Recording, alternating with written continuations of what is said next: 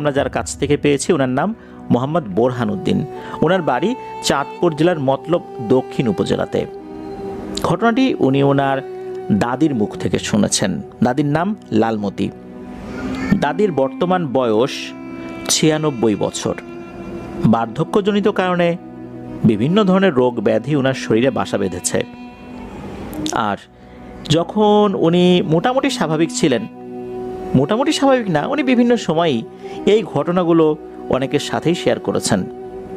তাই বোরহানুদ্দিন ভাইও এই ঘটনাটি বিভিন্ন সময় অনেকবারই দাদির কাছ থেকে শুনেছেন।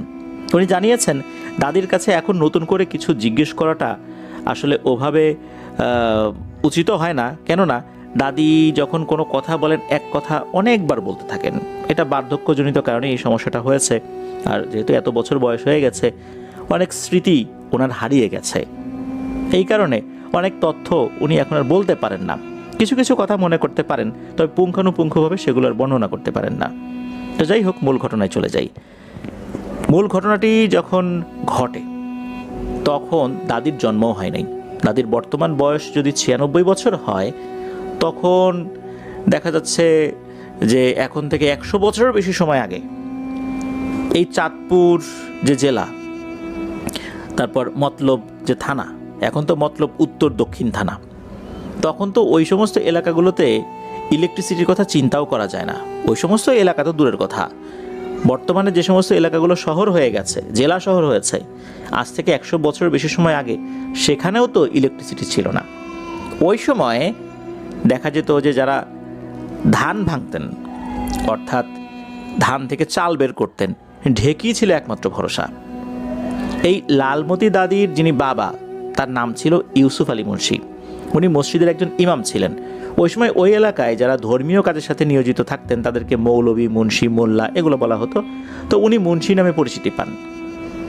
ওনার মূল নাম হলো মোহাম্মদ ইউসুফ আলী, নামের সাথে মুন্সি যুক্ত হয়ে গেল আর কি। উনি একজন রাকি ছিলেন। ওনার অনুগত বেশ কিছু জিন ছিল।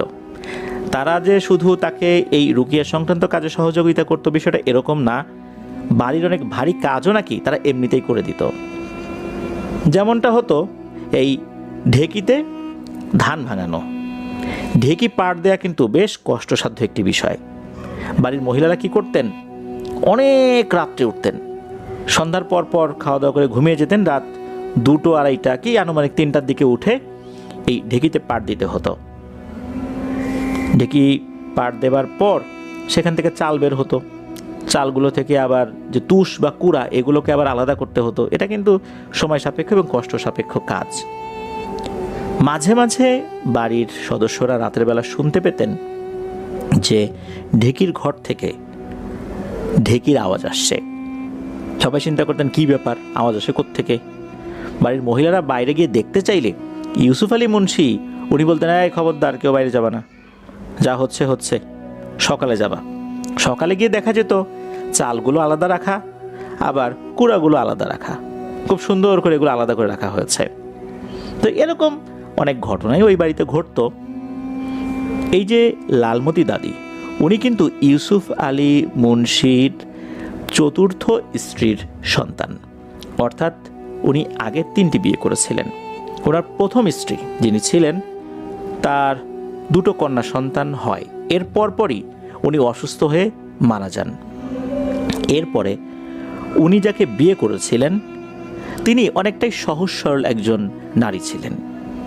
এতটাই সহজ সরল যে আসলে সামান্যতম যেই প্যাচ, কথার প্যাচ, এগুলো উনি বুঝতে পারতেন না। আর দেখা যেত যে উনি যখন কথা বলতেন, কথাটা নাকি জড়িয়ে যেত, মানে অনেক ক্ষেত্রেই কথাটা অস্পষ্ট হয়ে যেত। এতটা সহজ সরল হওয়ার কারণে অনেক মানুষ নাকি তাকে তুচ্ছ তাচ্ছিল্য করত। তবে এটা নিয়ে কিন্তু এই ইউসুফ আলী মুন্সির কোনো আক্ষেপ ছিল না, উনি তো জেনে শুনেই বিয়ে করেছেন। তাছাড়া উনি কিন্তু যে কোনো কাজে কর্মে দক্ষ না এমনটাও না, উনি ঠিকঠাক মতো কাজ করেন। ওনার 2টো বিষয় নিয়ে মানুষ হাসাহাসি করতো, তুচ্ছ তাচ্ছিল্য করতো। এক হচ্ছে উনি সহজ সরল, আর এক হচ্ছে উনি কথা বলতে গেলে মাঝে মাঝে, সবসময় না, মাঝে মাঝে কথাটা জড়িয়ে যেত। এই হচ্ছে ওনার সমস্যা। আসলে মানুষ সহজ সরল হওয়া এটাও যে সমস্যা, এই জামানায় এসে আসলে আমাদের অনেক কিছুই দেখতে হয় আর কি। যাই হোক, যেহেতু অনেক মানুষ ওনাকে দেখে হাসি তামাশা করত, উনি এটা নিয়ে মনোকষ্টে ভুগতেন। ইউসুফ আলী মুন্সির প্রথম ঘরে যে স্ত্রী ছিলেন, অর্থাৎ প্রথম যে স্ত্রী, তিনি মারা যাওয়ার পর তো দ্বিতীয় বিয়ে করেছিলেন। ওই দুই মেয়েকে কিন্তু ইনি, অর্থাৎ দ্বিতীয় স্ত্রী, খুব ভালোভাবেই দেখাশোনা করতেন, কিন্তু নিজের কোনো সন্তান হচ্ছিল না। এটা নিয়ে ওনার একটা আক্ষেপ ছিল। ওই বাড়ির আশেপাশে বেশ কিছু বাগান ছিল। বাগান বলতে অনেক বড় বড় গাছ না, কিন্তু দেখা যেত যে যে পাতাগুলো পড়তো এগুলো ঝাড়ু দিয়ে নিয়ে এসে জ্বালানি হিসেবে ব্যবহার করার জন্য ওনারা সবসময় এই চেষ্টাটা করতেন। তো এই যে ইউসুফ আলী মুন্সির যিনি দ্বিতীয় স্ত্রী, অর্থাৎ দাদির দ্বিতীয় মা বলবো আর কি, তো উনি মাঝে মাঝে ঝাড়ু দেওয়ার জন্য ওই দিকটাতে যেতেন। তো একদিন গিয়েছেন ওইদিকে, ঝাড়ু দিতে দিতে দেখলেন যে একটা মাঝারি আকারের কলস পড়ে আছে। তো উনি চিন্তা করলেন যে এই কলসটা কোত্থেকে এলো, মনে হয় বাচ্চারা ঘর থেকে নিয়ে আসছে, খেলতে খেলতে এখানেই রেখে চলে গেছে। তো উনি কলসটা ধরলেন, দেখলেন যে কলসের মুখটা আটকানো আর কলসটা বেশ ভারী। উনি চিন্তা করলেন এটা কিসের তৈরি, একবার মনে হচ্ছে লোহার, একবার মনে হচ্ছে পিতলের, নাকি তামার, নাকি, উনি আসলে ওভাবে বুঝতে পারছেন না। উনি তো অতি সহজ সরল একজন নারী। উনি কি করলেন যে এইটা নিয়ে ঘরে রেখে দিয়েছেন। উনি চিন্তা করেছেন এই বাড়িরই হবে, বাচ্চা কাচ্চারা নিয়ে আসছে। অনেক সময় দেখা যেত যে ওনাদের যে আত্মীয় স্বজন আশেপাশে আছে ওনারাও তো ঘরের মধ্যে আসতো, আবার ওনার তো আগের পক্ষের দুটো মেয়ে ছিল, তারাও নিয়ে আসতে পারে। উনি বাসার কোথায় কি আছে এই বিষয়গুলো ওভাবে তখনও অবগত ছিলেন না, মানে এমন জায়গা আছে উনি ওখানে হাতও দেন নাই। আর ওনার স্বামীর সাথে ওই বিষয়ে কথা বলেন নাই যে ওখানে কি আছে না আছে। ওনার প্রয়োজনের জন্য যেতে, মানে যতটুকু কাজ করতে হতো, যতটুকু কাজের জন্য যাওয়া লাগে সেই সমস্ত জায়গাগুলোতে উনি যেতেন, এই পর্যন্তই। আর অতি সহজ সরল হওয়ার কারণে অনেক বিষয় উনি আসলে খেয়ালও করতেন না। তো এই কারণে উনি চিন্তা করছেন এটা হয়তো বা আমাদেরই ঘরের জিনিস, উনি ওটাকে ঘরে নিয়ে গেছেন। তারপর উনি চিন্তা করছেন যে আচ্ছা এইখানে এই জিনিসটা পড়ে আছে, এটা কোনো গুপ্তধন না, তো হতে পারে এটা কোনো গুপ্তধন, এটার ভিতরে অনেক কিছু আছে। উনি এই জিনিসটা চিন্তা করছেন। তারপরেও আমার মনে হচ্ছে গুপ্তধন কি আর এইভাবে মাটির উপর পড়ে থাকবে নাকি, এই চিন্তা করে রেখে দিয়েছেন। এর কয়েকদিন পর আবার উনি ঝাড়ু দিতে গেছেন, তখন আর একটা কলস উনি পান, সেম কলস। উনি চিন্তা করলেন আগের কলসটাই কেউ কি আবার এখানে এনে রেখে দিয়েছে কিনা। তো ওই কলসটা উনি উঠিয়েছেন, ঘরে নিয়ে গেছেন। যাবার পর উনি দেখেন যে না, আগের কলসটা ঠিকঠাকই আছে, এটা আর একটা। উনি চিন্তা করলেন যে ঘটনা কি, আমি পরপর এরকম দুটা পেলাম, এটা কি গুপ্তধন কি না, এখন কি করব না করব। এই বিষয়টা উনি ওনার স্বামীর সাথে যে আলোচনা করবেন একটু দ্বিধাগ্রস্ত ছিলেন, যে এটা নিয়ে আলোচনা করব কি মনে করে, এর থেকে একটা কাজ করি যে আমি আমার দেবরের সাথে বিষয়টা নিয়ে কথা বলি। তো ওনার স্বামীর যে ছোট ভাই, উনি আবার বেশ চালাক চতুর একজন মানুষ। তো তার সাথে বিষয়টা নিয়ে আলোচনা করবেন বলে যখন ঠিক করলেন, এরপর তাকে ডাক দিয়েছেন। হেঁটে যাচ্ছিলেন উনি, তার নাম হচ্ছে বক্সে মিয়া, এই বক্সে মিয়া আর কি। তো তাকে ডাক দিয়েছেন, ডাকার পর বলছেন যে দেখেন ভাই, এই যে একটা জিনিস পাইছি। তো উনি কিন্তু আর একটা জিনিসের কথা বলেন নাই বুদ্ধি করে, উনি সহজ সরল হলেও এতটুকু বুদ্ধি তার মাথায় ছিল। আর একটা জিনিসের কথা বলেন না, উনি বললেন যে ভাই দেখেন তো জিনিসটা কি, এটা কি অন্যরকম কিছু কি না। এখন আমি তো আপনার বড় ভাইয়ের সাথে এই বিষয়টা নিয়ে এখনো কথা বলি নাই, তো আপনি এটা একটু দেখেন এটা গুপ্তধন কিনা। তখন এই জিনিসটা হাত দিয়েই কিন্তু উনি বুঝতে পারছেন যে এইটা ভিন্ন কিছু। উনি আবার বলতেছেন যে আর ধুর কি বলেন গুপ্তধন, এ তো মাটির জিনিস, এটা অন্য রকমের রং টং করা হয়েছে তো, আর ভিতরে মনে হয় কিছু আছে, এই জন্য এরকম ভারী মনে হচ্ছে। তারপর আমি যাই নিয়ে, যদি এরকম মূল্যবান কিছু হয় আপনাকে জানাবো, আর না হলে এটা ফেলে দিব। এই কথা বলে উনি ওটা নিয়ে যান। নিয়ে যাবার পর আর তো এই বক্সে মিয়া আর দেখা করেন না। আর ওইদিকে ওই যে আর একটা কলস, এই কলসটা উনি কী করেছেন, আগে কিন্তু এই দড়ি দিয়ে শিকা তৈরি করা হতো, শিকার মধ্যে হাঁড়ি পাতিল এগুলো রেখে দেওয়া হতো। গ্রাম অঞ্চলে কিন্তু এগুলো এখনও দেখা যায়, তবে শহর এলাকায় আমরা ঘরবাড়িতে এগুলো দেখা যাচ্ছে যে শোপিস হিসাবে রেখে দিই, ঘরের সাথে ঝুলিয়ে রাখি, এটা একটা স্মৃতি হিসাবে। এর মধ্যে হাঁড়ি পাতিল রাখা হয়। গ্রামে দেখা যেত যে অনেক সময় বিড়াল এসে খাবার খেয়ে যেত, এই কারণে রান্না করার পর ওই শিকাতে ঝুলিয়ে রাখা হতো। আরও বিভিন্ন কারণেই এই শিকার ব্যবহার ছিল, এখনও আছে তবে কম। তো উনি অনেকগুলো হাঁড়ি পাতিলের উপরে এই জিনিসটা রেখে দিয়েছিলেন, ওই বড় একটা শিকা, এর উপরে দেখা যাচ্ছে যে যেটা সবচেয়ে বড় হাঁড়ি সবার নিচে সেটা রেখেছেন, এরপরে এর থেকে যেটা ছোট সেটা বড়টার উপরে রেখেছেন, এইভাবে হতে হতে সবার উপরের দিকে ওইটা রেখেছেন। তো ওটা ওভাবেই রেখে দিয়েছেন। এই ঘটনার পর হঠাৎ করেই উনি অসুস্থ হতে থাকেন। এমন একটা অসুস্থতা ওনার ভিতরে চলে আসে, এটা যে কী কারণে অসুস্থ হয়েছেন এটা কেউ বলতে পারেন না।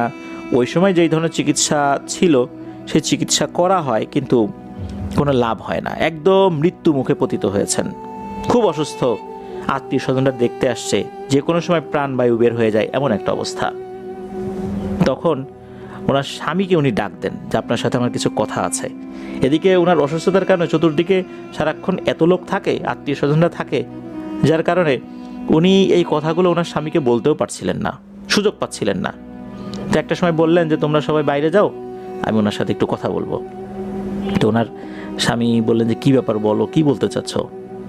তখন বললেন যে আপনি আমার খুব কাছে আসেন, আপনার কানটা আমার মুখের কাছে নিয়ে আসেন, আমি খুব আস্তে আস্তে এই কথাটা বলতে চাই। এরপর ওনার স্বামী ইউসুফ আলী মুন্সি উনি ওনার কানটা তার মুখের কাছে নিয়ে আসেন। এরপর উনি আস্তে করে বলতে থাকেন যে আমি তো এরকম দুটো জিনিস পেয়েছিলাম, আপনার ভাইকে আমি একটা জিনিস দিয়েছি, কেন যেন আমার মনে হচ্ছে আমি ভুল কাজ করছি। ওইটার ভিতরে নিশ্চয়ই এমন কিছু ছিল যেটা আপনার ভাই আমাকে বলেনি। আর একটা আছে, এটা আপনাকে আমি বলে দিচ্ছি, আমি অমুক জায়গায় রেখেছি ঘরের, আপনি একটু ওখানে যান, গিয়ে ওই জিনিসটা নিয়ে আসেন, আমি ওই জিনিসটা আপনার হাতে তুলে দিতে চাই। আর আপনার ভাইকে বলেন যে সেই জিনিসটা নিয়ে গেছে, এই জিনিসটার জন্য আমার কাছে নিয়ে আসে, আমি একটু শেষ দেখাটা দেখতে চাই।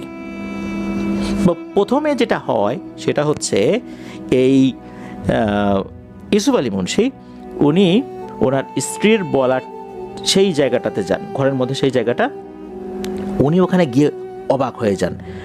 উনি দেখেন যে উপরে যেই একটা জিনিস ছিল বলে মনে হচ্ছে, উনি বুঝতে পারেন হ্যাঁ ওখানে কিছু একটা জিনিস ছিল, কিন্তু উনি অদ্ভুত যে ব্যাপারটা খেয়াল করেন সেটা হচ্ছে যে যতগুলো পাতিল একটার পর একটা সাজানো ছিল, মনে হচ্ছে সবগুলো পাতিল ছিদ্র হয়ে গেছে, বেশ বড় আকারে ছিদ্র হয়ে গেছে।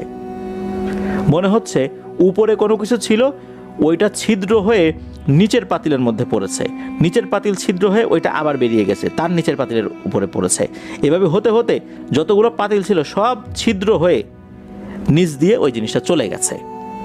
তখন উনি বুঝতে পারেন যে আসলেই তো এখানে ভিন্ন কিছু ছিল।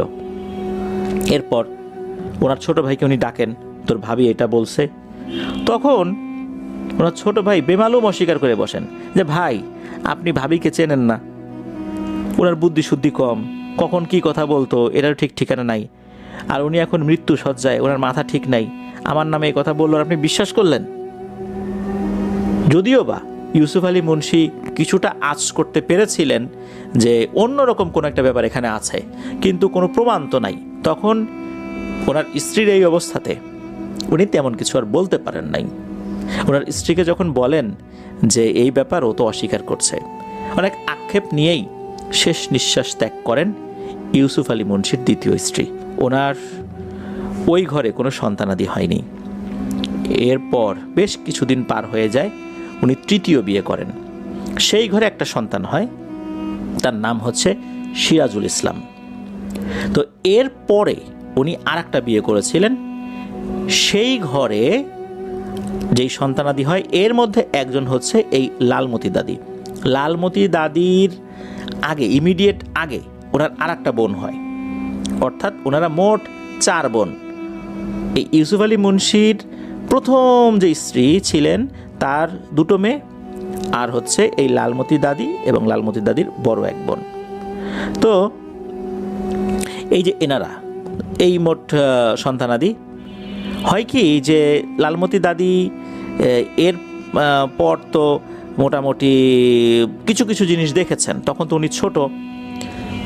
একটা ঘটনা ঘটে, সেটা হচ্ছে এই যে বক্সে মিয়া যিনি, অর্থাৎ এই দ্বিতীয় স্ত্রীর কাছ থেকে যিনি একটা কলস নিয়েছিলেন, তার কি হলো। এবার আসি এই ঘটনার একটা টার্নিং পয়েন্টে। এই বক্সে মিয়া উনি নৌকা নিয়ে বিভিন্ন জায়গায় যেতেন, কারণ চাঁদপুরে তো আসলে নদী নালা বেশি। তো উনি একদিন বিকালের দিকে উনি বাড়ির দিকে ফিরছেন নৌকাতে, উনি নৌকা চালাচ্ছিলেন। হঠাৎ করে দেখতে পেলেন নৌকার একদম মাথায় একটা বাচ্চা মেয়ে বসে আছে, ফ্রক টাইপের কোনো জামা পরা। বাচ্চা মেয়েটা তার দিকে পিঠ দিয়ে বসে আছে, আর তার যে দুটো পা, এই দুটো পা দুই দিকে ঝুলিয়ে দিয়ে বসে আছে, অর্থাৎ নৌকা যেদিকে যাচ্ছে ওই দিকে মুখ করে সে বসে আছে। উনি চিন্তা করলেন, আচ্ছা এই মেয়েটা কোত্থেকে এলো, সাঁতরে উঠলেও তো আমি দেখতে পাবো, আর তার জামা কাপড়ও তো ভেজা না। মেয়েটার গড়ন দেখে মনে হচ্ছিল তার বয়স 6 কি 7 বছর হবে, বড় জোর এরকম। তো উনি বুঝতে পারছিলেন না যে ঘটনাটা কি। এইটা বুঝতে না বুঝতেই হঠাৎ করে ওই মেয়েটা ওখানে বসে থাকা অবস্থাতেই প্রচণ্ড জোরে অট্টহাসি দিতে থাকে। আর এই অট্টহাসি কোনো বাচ্চা মেয়ের অট্টহাসি না, মনে হচ্ছে খুবই ভয়ঙ্কর বাজখাই কণ্ঠে কেউ অট্টহাসি দিচ্ছে। এরপর মেয়েটা যেদিকে ঘুরে আছে ওই দিক থেকে তার মাথাটা পুরো 180 ডিগ্রি অ্যাঙ্গেলে এই বক্সে মিয়ার দিকে ঘুরিয়ে ফেলেন। বক্সে মিয়া দেখেন যে মেয়েটার চেহারা ভয়ঙ্কর না হলেও চোখ দুটো অস্বাভাবিক রকমের লাল। সে তখন বলতে থাকে, কি রে বক্সে মিয়া, সবাইকে তো বোকা বানালি, এই কাজটা কেন করলি? তোর তো আর নিস্তার নাই, তুই জানিস যে তুই কত বড় অপরাধ করছিস? আমার ওস্তাদের স্ত্রী, সে খুবই সহজ সরল একজন মহিলা ছিল। এত ভালো মহিলা বর্তমানে কয়টা আছে রে, কয়টা পাওয়া যায়? সে কথা বলতে গেলে জড়িয়ে যেত, কত মানুষ তাকে নিয়ে কত হাসি তামাশা করত। ওনার কোনো সন্তানাদিও হচ্ছিল না, সবাই তাকে নিয়ে কত কথা বলতো। আমার ওস্তাদের অনুগত যে জিনেরা আছে তার মধ্যে আমি একজন। তখন আমি চিন্তা করলাম, যাহারে উনি কত মানুষের কত কথা সহ্য করতেছে, ওনাকে যদি কোনো একটা জিনিস দেই তাহলে অন্তত এই জিনিসটা বিক্রি করে এই পরিবার আরও একটা ভালো অবস্থায় যাবে। যেহেতু এই জিনিসটা উনি পেয়েছে তাই পরিবারে ওনার গুরুত্ব বাড়বে, ওনার সাথে সবাই হিসাব নিকাশ করে কথা বলবে। এই জন্যই তাকে একটা জিনিস দিলাম। সে বুঝতে পারল না, সে রেখে দিল। এরপরে আরও একটা জিনিস দিলাম, সে বুঝতে না পেরে সরল বিশ্বাসে তোর হাতে দিল। তুই কি করলি? তুই এটা আত্মসাৎ করলি, তোর তো আর নিস্তার নাই রে। তখন এই যে বক্সে মিয়া, উনি তো ওই নৌকা বাবা ছেড়ে দিয়ে সামনের দিকে এগিয়ে গিয়ে 2 হাত জোর করে ওই মেয়েরূপী অভাবের কাছে বলে, দেখেন আমি সত্যি অন্যায় করছি, আমি আসলে এতটা খারাপ মানুষ না যতটুকু আপনি ভাবতেছেন। হ্যাঁ, আমার লোভ হয়েছে, আমি আত্মসাৎ করছি, এটা সত্য, আমি অন্যায় করছি। আমি ওই জিনিসটা অন্য কোথাও বিক্রি করি নাই, ওটা আমার কাছেই আছে। আমি এটা ওনার স্বামীর কাছে দিয়ে দেব, ওনার স্বামীর কাছে মাফ চাইব এবং তার কবরের কাছে গিয়ে মাফ চেয়ে আসব। তারপরও আপনি আমার কোনো ক্ষতি করেন না, আপনি আমাকে মারবেন না, আর আপনি প্রয়োজনে যদি চান এই জিনিসটা আমি আপনার কাছে দিয়ে দিতে পারি। এই কথা বলার পর মনে হলো ওই অবয়বটার চেহারায় যে একটা রাগী ভাব ছিল এইটা একটু কমে আসলো। তখন বলল যে, শোন, আমরা কিন্তু ক্ষতিকর কোনো জিন না, আমরা ভালো জিন। মূলত তুই একটা সরল সহজ মানুষের সাথে যে আচরণটা করেছিস এটা আমাদের কাছে ভালো লাগে নাই। যাই হোক, তুই দোষ স্বীকার করছিস, এই জিনিসটা আমার কাছে ভালো লাগছে। এখন আমি যেটা বলি সেটা শোন। তুই এই জিনিসটা ভাঙবি, ভাঙার পর এর ভিতরে অনেক মূল্যবান জিনিস পাবি, আর এই জিনিসটা ভাঙবি তার স্বামীর উপস্থিতিতে।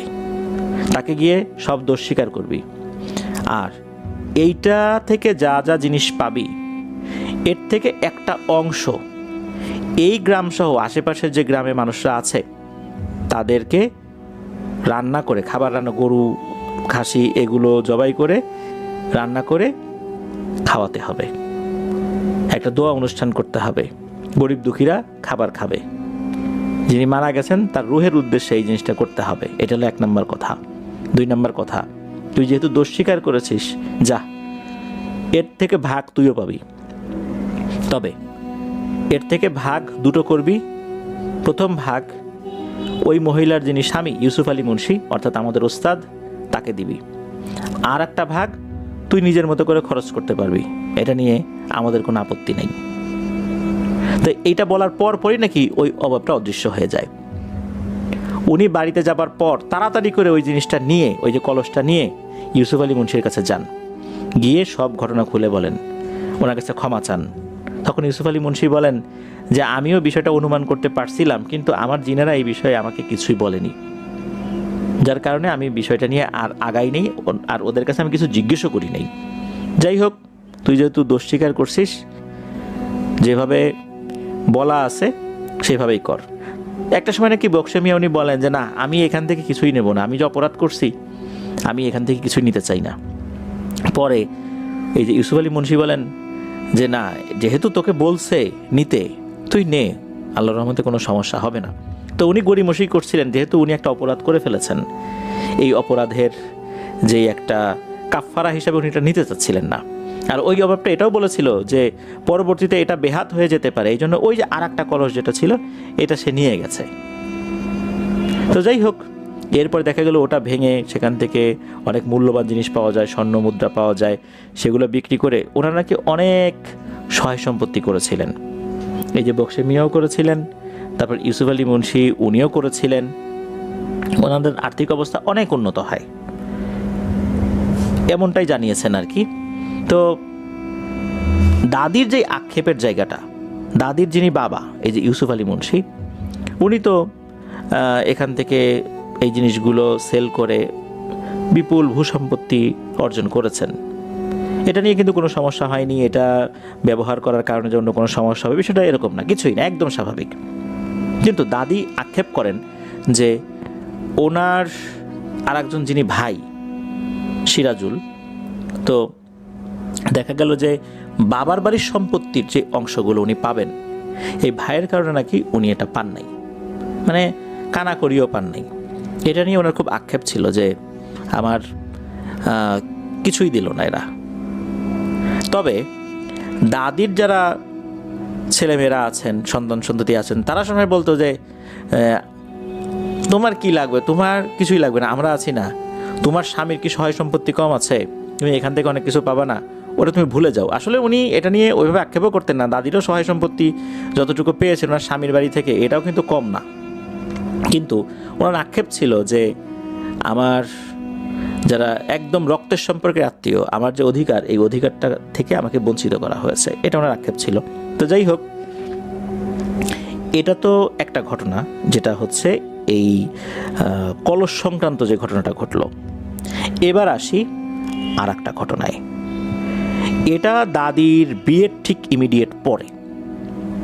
তো দাদির যেখানে বিয়ে হয়েছে এটা কিন্তু মানে দাদির যে মূল বাড়ি, মানে দাদির যিনি বাবা, এই বাবা যে বাড়িটা করেছে দাদার, মানে দাদির যেই বাবার বাড়ি, এই যে গ্রামটা, এই গ্রামের 1 গ্রাম তারপরের গ্রামেই দাদির বিয়ে হয়েছে। তো সেখানে তাদের আর্থিক অবস্থাও কিন্তু যথেষ্ট ভালো। তো দাদি সেখানে আছেন। তো দাদার সাথে বিয়ে হয়েছে। দাদার আবার ছোট ভাই ছিল, তার নাম হচ্ছে নুরু। তো ইনি আবার একটু উড়নচণ্ডী স্বভাবের ছিলেন। একা একা ওই যে গ্রাম্য যে গান, এই গানগুলো নিজে গাইতে পছন্দ করতেন, কোথাও গান বাজনা হলে সেটা শুনতেও যেতেন।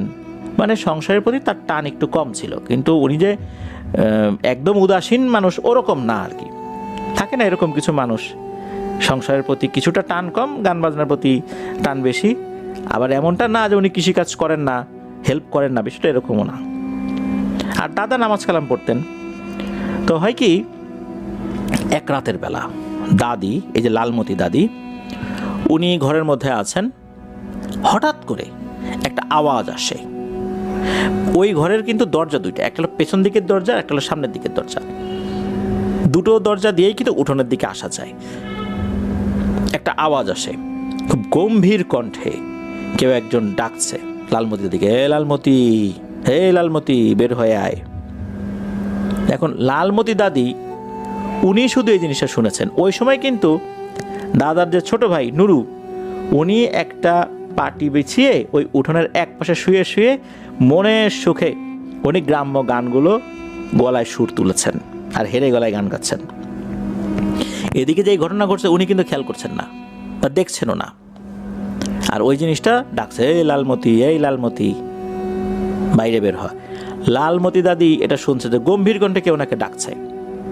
উনি চিন্তা করেন কী ব্যাপারে, এত রাত্রে আমার নাম ধরে এইভাবে কে ডাকে। তো উনি অনেকটা বিরক্তি নিয়েই দরজা খুলেছেন। রাত তখন আনুমানিক 10টা সাড়ে 10টা। তখন তো আসলে রাত 10টা সাড়ে 10টা মানে হচ্ছে গ্রামের সবাই ঘুমে, সন্ধ্যার পর পরই সবাই ঘুমিয়ে পড়তো, যেহেতু ওই এলাকায় ইলেকট্রিসিটি ছিল না, অনেকদিন আগের কথা। দাদি যখন দরজা খুলেছেন তখন দেখেন ভয়ঙ্কর একটা দৃশ্য। বিশাল বড় একটা ড্যাগ, যেটা পাতিল ড্যাগ বা অনেক মানুষের রান্না হয় যেটা আর কি, এই ড্যাগ সাধারণ কোনো ড্যাগের মতো না। বোয়াল মাছের আমরা সুর দেখি না, দুপাশে গোফের মতো থাকে, মনে হচ্ছে এরকম এর দুটো সুর রয়েছে নাকের দুপাশে, ঠিক যেরকমটা থাকে মাছের থাকে, শিং মাছের থাকে বা অন্যান্য মাছের থাকে, এরকম এই দুইটা জিনিস সাপের মতো কিলবিল করছে লম্বা হয়ে। আর এটার শরীরে অনেক শ্যাওলা আছে, চাঁদের আলো যতটুকু ছিল তাতে উনি স্পষ্ট দেখতে পাচ্ছেন। তো যখনই দরজা খুলে এটা দেখেছেন, সাথে সাথে উনি তো একদম হতভম্ব হয়ে যান, আরে এইটা কি রে। তখন নাকি ওই ড্যাগের ভেতর থেকে আওয়াজ আসে, হে লালমতি, সিরাজুল, আলফাজ আর নুরুকে দে আর আমাকে নে। এই সিরাজুল হচ্ছে ওনার ভাই, অর্থাৎ লালমতি দাদির ভাই। আর ওই বাড়িতে আরও 2জন সদস্য ছিলেন, একজনের নাম আলফাজ আর একজনের নাম হচ্ছে নুরু, মানে দাদার ভাই। বলছেন যে আমাকে নে, এদেরকে দে। এইটা শোনার সাথে সাথে লালমতি দাদি তো ধপাস করে দরজা বন্ধ করে দিয়েছেন এক চিৎকার। ওনার চিৎকারে দাদা এবং এই লালমতি দাদির যিনি শাশুড়ি চলে আসে, কী হয়েছে কী হয়েছে বলে, কী যেন একটা জিনিস উঠানের উপর দাঁড়ায় আছে। দরজা খুলে দেখা গেল কিছুই নাই। তখন দাদা বলতেছেন, তো ও কিছু না, মনে হয় তুমি ভুল টুল শুনছো আর কি। এদিকে তখনও কিন্তু ওই যে যিনি নুরু, মানে দাদার ছোট ভাই, সে কিন্তু হেরে গলায় শুয়ে শুয়ে গান গাচ্ছেই। তখন ওই যিনি নুরু আছেন তাকে জিজ্ঞেস করা হলো, এই কিরে তুই শুনছিস নাকি কিছু? তো উনি বলছেন, কই আমি তো কিছু শুনি নাই, আমি তো এখানেই আছি, আমি তো কিছু দেখি নাই। তখন আর কি সবাই নিশ্চিত হলেন এটা মনের ভুল। এদিকে দাদি গিয়ে আবার শুয়ে পড়েছেন, দাদাও আছেন পাশে আর এক ঘরে ওই দাদির শাশুড়ি। কিছুক্ষণ পর আবার ডাকছে, এই লালমতি, এই লালমতি, আমি যাই নাই রে, আয় এদিকে আয়, তোর সাথে কথা আছে, আয় তাড়াতাড়ি। লালমতি দাদি উঠে আবার যখন দরজা খুলেছেন তখন দেখেন সেম দৃশ্য, ওই জিনিসটা ওখানে দাঁড়িয়ে আছে। বলছে যে সিরাজ, আলফাজ, নুরুকে দে, আমাকে নে। তখন দাদি ওই অবস্থাতেই দিয়েছেন একটা চিৎকার। তো ওই চিৎকারে আবার দাদির শাশুড়ি দাদা উঠে আসছেন। তো উনি তো আবার ধপাস করে দরজা বন্ধ করে দিয়েছিলেন। দরজা খুলে দেখা গেল কিছুই নাই। ওইদিকে উঠোনের এক পাশে এই যে নুরু দাদা, উনি ওই হেরে গলায় কিন্তু তখনও গান গেয়েই যাচ্ছে, উনি কিছুই টের পাচ্ছেন না এখানে কি হচ্ছে, আর উনি কিছু দেখেও নাই, এটাই সত্য। তো যাই হোক, তখন যেটা হলো যে ওনার শাশুড়ি আর দাদা বলছে যে, আরে তুমি কি শুরু করলে রাতের বেলা, আচ্ছা চুপচাপ ঘুমাও তো, যাও। এরপর যেটা হয় সেটা হচ্ছে কিছুক্ষণ পরে আবার দাদি শুনতে পান, এ লালমতি, এ লালমতি, বাইরে বের হ, কথা আছে তোর সাথে, সিরাজ, আলফাজ, নুরুকে দে, আমাকে নে। তখন দাদি আবার কি করছেন, দাদাকে ডাক দিয়েছেন, এই শোনো শোনো, আবার আমাকে ডাকতেছে। তখন দাদা বলতেছেন, তাই তুমি ডাক শুনতেছো, আচ্ছা তুমি যাও দরজা খোলো, আমি আমার মাকে নিয়ে পেছনের দরজা দিয়ে ঘুরে আসতেছি। তখন ওইদিকে ডাক কিন্তু হচ্ছেই, দাদি সাহস করে গিয়ে দরজা খুলে দেখেন সেম দৃশ্য, ওই জিনিসটা ওভাবেই দাঁড়িয়ে আছে, ওই ভয়ঙ্কর জিনিসটা। আর ওই সময় যে কাজটি হয়েছে সেটা হচ্ছে দাদা তার মাকে আস্তে করে ডাক দিয়ে নিঃশব্দে পেছনের দরজা দিয়ে ঘুরে উঠোনের ওখানে গিয়েছেন। যখনই গিয়েছেন তখন দেখেন এই দৃশ্য, যে সত্যি ওই জিনিসটা ওখানে দাঁড়িয়ে আছে। এইটা দেখার সাথে সাথে ওনারা দুইজনই দিয়েছেন এক চিৎকার। আর ওই সময় এই যে নুরু, যিনি এক পাশে শুয়েছিলেন, হেরে গলায় গান গাচ্ছিলেন, উনিও ধর্মার করে উঠে বসছে। তখন উনিও দেখেন ওই জিনিসটা, আর ওই জিনিসটা কি হয়, মাটির উপর দিয়ে মানে স্যাঁচড়াতে ওনাদের বাড়ির কাছে একটা পুকুর ছিল, ওই পুকুরের দিকে চলে যায়। ওনারা সবাই কিন্তু এই দৃশ্য দেখেছেন। এইটা দেখে তো ওনারা মারাত্মক ভয় পেয়ে যান। ওই রাত্রে সবাই একই রুমে জড়সড় হয়ে ঘুমিয়েছিলেন, এতটা ভয় পেয়েছিলেন। পরদিন ওই এলাকার নাম করা একজন কবিরাজের কাছে যান। যাওয়ার পর সব ঘটনা যখন খুলে বলেন, তখন বলেন, সর্বনাশ, এ তো যক্ষ এসে আস্তানা গেড়েছে এখানে, কি করা যায়? বলে, যেহেতু লালমতির সাথে এই জিনিসটা দেখা করেছে, সুতরাং ওকে বারবার বিরক্ত করবে। এই পুকুরে আজীবনের জন্য এমনভাবে কিছু কাজ করে দিতে হবে যাতে করে ওই জিনিসটা উঠে আসতে না পারে। তবে ওই কবিরাজ বলেন যে এই জিনিসটার সাথে যে আছে সে পিশাচ শ্রেণীর কিছু না, তবে এরা যদি কাউকে কিছু দিতে চায় সেই পরিবারের কোনো পুরুষ সদস্যের জীবন নিয়ে নেয়। এখন কি করা যাবে? তখন কবিরাজ একটা পরামর্শ দেন, সেটা হচ্ছে এই পুকুরটা চতুর্দিকে যত ধরনের নাপাকি আছে সব ফেলে দিতে হবে, যাতে করে ওই জিনিসটা এই পুকুরের পাড় দিয়ে আর উপরে উঠতে না পারে। আর উনি কিছু তদবির করে দেন। দেখা যেত যে বেশ কিছু নাপাক জিনিসপত্র আশেপাশে ফেলে দিয়েছেন পুকুরের চতুর্দিকেই, যার কারণে এই জিনিসটা ওঠা বন্ধ হয়ে যায়। কিন্তু ওঠা বন্ধ হয়ে গেলেও আর একটা সমস্যা দেখা দিল। এখন ওনারা গোসল করবেন কোথায়? ওই পুকুরেই গোসল করতে হবে। অন্যরা গোসল করতে নামলে কোনো সমস্যা হয় না, কিন্তু দাদি যখনই ওই পুকুরে গোসল করতে নামেন, ওনার পায়ের কাছে কোনো না কোনো জিনিস আটকে যায়। তুলে দেখেন যে কোনো একটা স্বর্ণের জগ, স্বর্ণের কলস, উনি যখনই দেখেন এটা আবার ফেলে দেন, ফেলে দিয়ে আবার উঠে পড়েন সাথে সাথে। আর ডুব যখনই দেন তখন উনি দেখেন যে উনি কোনো একটা জিনিসের উপরে বসে আছেন, মানে উনি যেই জিনিসটার উপরে দাঁড়িয়ে মাটি মনে করে যেই ওইখানে তো ডুব দিয়েছেন, একদিন উনি দেখেন উনি একটা বড় আলমারির উপরে দাঁড়িয়ে আছেন। মানে ওইখানে তো মাটি মনে করে তো উনি ডুব দিয়েছেন, কিন্তু আসলে উনি একটা আলমারির উপরে আছেন। যখন ডুব দিয়েছেন তখন দেখেন আশেপাশে সব কিছু পরিষ্কার, সেখানে কোনো পানি নাই, এটা ভিন্ন জগৎ। উনি তো এরকম বেশ কয়েকবার দেখেছেন।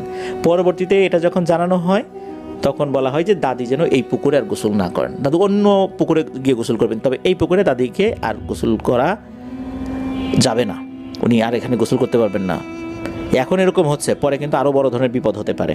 এরপরে দাদি কিন্তু ওই পুকুরে গোসল করতেন না, তবে অন্য কোনো কাজেও যদি কখনো নামতেন পুকুরে তখন উনি অস্বাভাবিকতা টের পেতেন, এমনটাই জানিয়েছেন এই লালমতি দাদি। যাই হোক, তো এরপরে উনি এই ধরনের বিষয়ের সাথে আর যুক্ত হননি। বলতে এই যেই ড্যাগ আসে তার কাছ থেকে নিতে হবে কোনো জিনিস, তো এই জিনিসগুলো কিন্তু উনি কখনোই অ্যালাউ করেন নাই। তাই এখনও লালমতি দাদি আলহামদুলিল্লাহ জীবিত আছেন এই ঘটনার একজন জীবন্ত সাক্ষী হিসাবে। চাটখিল উপজেলায়, চাটখিল উপজেলার একটি বিশেষ জায়গা, অনেকে ওই জায়গাটিকে একটা সময় মিয়াজি বাড়ির পুকুর নামে চিনতেন।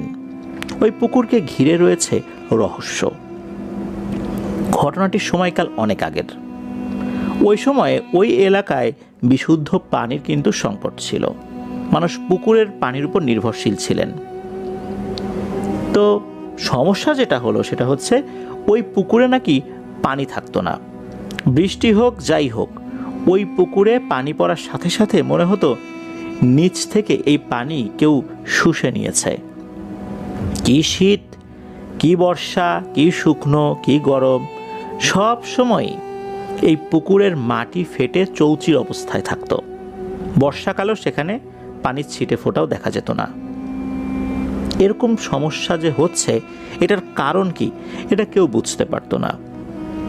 পুকুরে পানি না থাকার কারণে মিয়াজি বাড়ি সহ আশেপাশে যেই ঘরবাড়িগুলো রয়েছে তাদের তীব্র পানি সংকট ছিল। এই কারণে অন্যত্র আরেকটি পুকুর তারা খনন করলে সেখানে পানি ওঠে, কিন্তু এখানে পানি উঠতো না। কিন্তু কেন কেন এই পুকুরে পানি ওঠে না? ওনারা বিভিন্নভাবে দোয়া করিয়েছেন হুজুর ডেকে, কোনোভাবেই কাজ হচ্ছিল না। একটা সময় বড় একজন বুজুর্গ ব্যক্তি এসে সেখানে দোয়া করেন সম্মিলিতভাবে।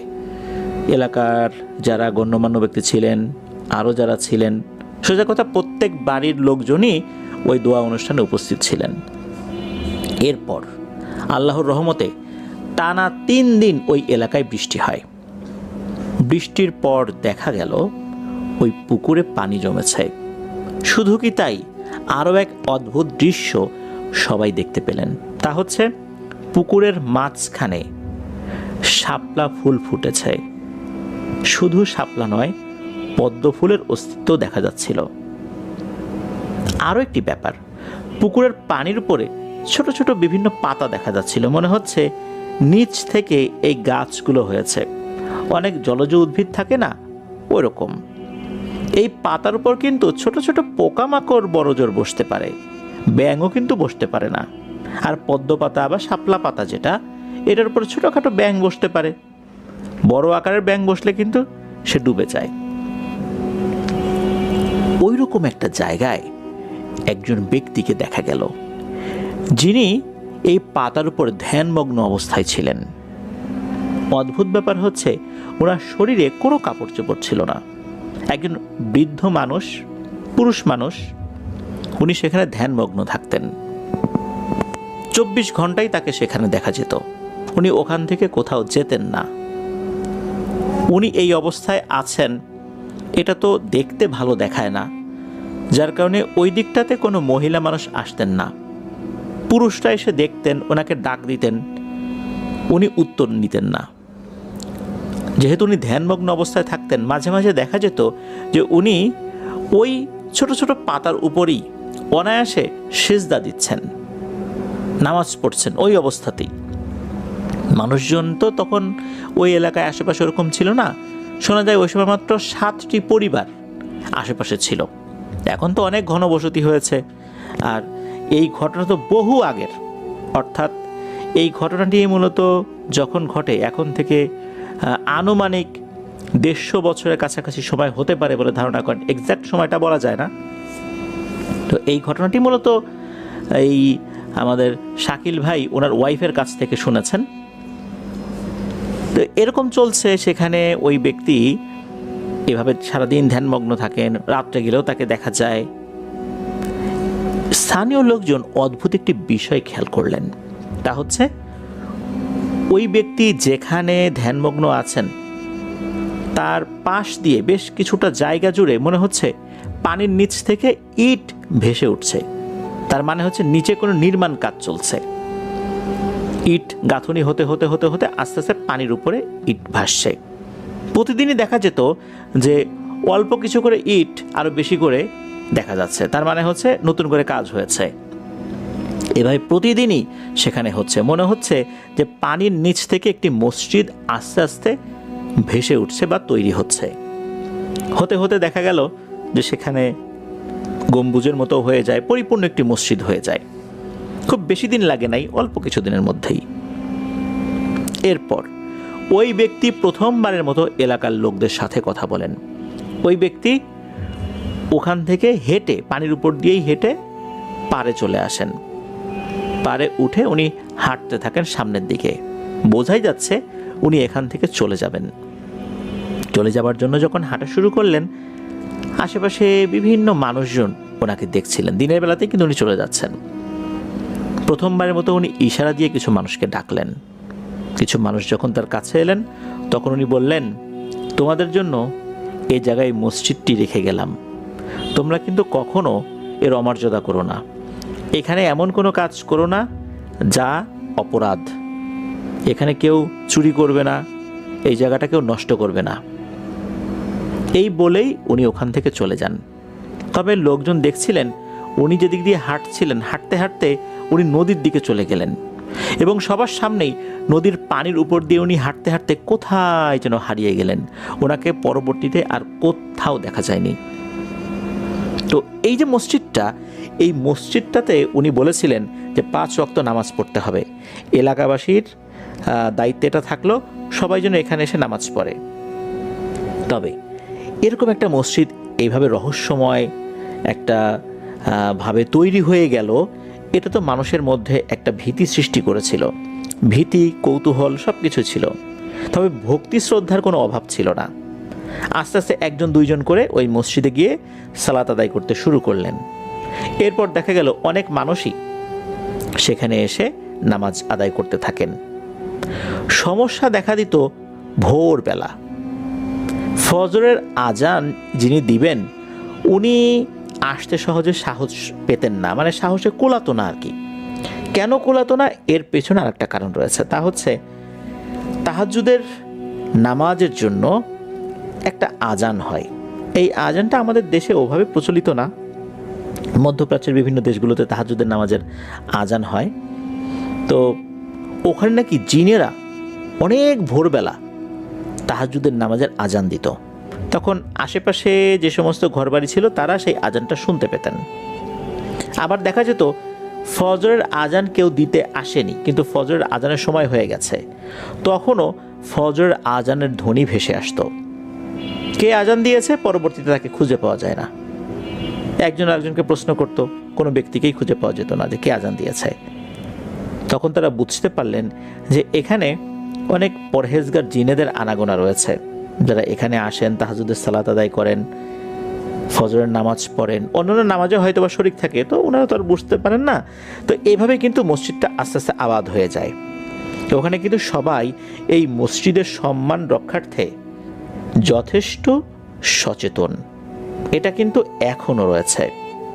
ওই মসজিদে কিন্তু কোনো ধরনের অপকর্ম করা নিষেধ। দুটি ঘটনা চালু আছে। তা হচ্ছে একজন ব্যক্তি, ওই ব্যক্তি বহু বছর পর ওই মসজিদের যেই দান বক্স সেখান থেকে কিছু টাকা চুরি করেছিলেন। টাকা চুরি করার পরপরই তার হাতের আঙ্গুলগুলো বেঁকে যায় এবং হাতে তীব্র যন্ত্রণা শুরু হয়ে যায়। যখন উনি বুঝতে পারলেন যে এই কারণে এটা হয়েছে, তখন উনি ওই মসজিদের দায়িত্বে থাকা কমিটির কিছু লোকজনের কাছে বিষয়টা বলেন যে উনি তো এই কাজটা করছেন, এই কারণে এরকম হয়ে গেছে। তখন কমিটির লোকজন ওনাকে অত্যন্ত কটু কথায় বকাঝকা করেছিলেন যে তুমি এইরকম একটা কাজ কিভাবে করতে পারলা, তুমি জানো না যুগের পর যুগ ধরে আমরা এই মসজিদের সম্মান রক্ষা করে আসছি, এখানে এই ধরনের কাজ করা নিষেধ, তুমি তো পুরোপুরি নষ্ট হয়ে গেছো, তুমি একটা নষ্ট মানুষ, তা না হলে এই কাজটা তুমি করতে পারতা না, তুমি তো এটা জানতা, জেনে শুনে তুমি এই কাজটা করছো লোভে পড়ে, তোমার আহামরি এমন কোনো অভাব নাই যার কারণে তোমাকে এই দান বক্সে এসে হাত দিতে হবে চুরি করার জন্য। তোমার সমস্যা তুমি আমাদেরকে বলতা, তুমি এই কাজটা কেন করতে গেছো, তুমি নষ্ট। এই যে নষ্ট নামটা চলে আসছে, এখনও ওই ব্যক্তি জীবিত আছেন, সবাই তাকে নাকি নষ্ট নামেই চেনে, সবাই জানে যে উনি এই কাজটি করেছিলেন। তো যাই হোক, উনি তো ওনার অপরাধ স্বীকার করেছিলেন, পরবর্তীতে উনি স্বাভাবিক হয়েছিলেন, এটা সত্য। তবে উনি এখনও জীবিত আছেন, সবাই তাকে চেনে, বিশেষ করে আশেপাশে যারা আছেন। আর একটা বিষয়, সেটা হচ্ছে একটা দুষ্টু ছেলে, ইয়াং বয়সে একটা দুষ্টু ছেলে, সে ওই মসজিদের পাশে দাঁড়িয়ে জল বিয়োগ করছিল। সে কিন্তু ইচ্ছাকৃতভাবে এটা করছিল। একজন এটা দেখে ফেলেন, দেখার পর উনি বলেন তুমি এই কাজটা কি করলা, আশেপাশে কি জায়গা নাই, তুমি এই মসজিদের দেয়ালে তুমি ইচ্ছাকৃতভাবে এই কাজটা করলা, কাজটা করা তো ভালো হলো না। তখন ওই ছেলেটা আরও উচ্চবাচ্য করে আর কি, অশালীন কথাবার্তা বলে। সে যে নেশাগ্রস্ত ছিল বিষয়টা এরকম না, সে ইচ্ছাকৃতভাবে কাজটি করেছে। এরপর সে চলে যায়। পরদিন সকাল থেকেই তার মধ্যে অস্বাভাবিক আচরণ দেখা যায়, দেখা যাচ্ছে সে পাগলামি করছে। তো ওই মসজিদে যিনি ইমাম সাহেব ছিলেন, তাকে যখন বিষয়টা অবগত করানো হয়, তখন ওই ছেলেটাকে নিয়ে আসতে বলেন। ছেলেটার মা বাবা ওই ছেলেটাকে নিয়ে আসে। হুজুর ওই ছেলেটার উপর রুকিয়া শুরু করেন। ওই ছেলেটার উপরে একটা জিন হাজির হয়। তখন হুজুর বলেন যে এই ছেলেটার এই অবস্থা কেন করলা? তখন ওই জিনটা বলে যে কেন করেছে এটা আপনি জানেন, এই প্রশ্ন করা আমার কাছে আসলে অবান্তর বলে মনে হচ্ছে, অপ্রাসঙ্গিক বলে মনে হচ্ছে। তবে ওকে তো জানে মারি নেই, ও যতদিন জীবিত থাকবে এরকম আধা পাগল হয়ে জীবিত থাকবে। এটা হচ্ছে শিক্ষা। ও ইচ্ছাকৃতভাবে কাজটি করেছে এই মসজিদকে অসম্মান করার উদ্দেশ্যে। তো সত্যি এরপর থেকে সে ওভাবেই আছে, ওরকম আধা পাগল অবস্থাতেই। প্রিয় লিসেনার্স, আপনাদের মনে প্রশ্ন আসতে পারে এই মসজিদটির নাম কি? স্থানীয়ভাবে এই মসজিদটাকে, অর্থাৎ লোকাল লোকজন এই মসজিদটাকে বলে থাকেন আমু শাহ মিজি মসজিদ। তবে আমি নেট ঘেটে যেটা দেখলাম, মসজিদটার নাম হচ্ছে আমানত শাহ মিয়াজি মসজিদ। এটি অত্র এলাকার ধর্মচর্চা এবং আধ্যাত্মিক চর্চার অন্যতম একটি কেন্দ্র। মানুষের কাছে যথেষ্ট সম্মানের একটা জায়গা ওইটা।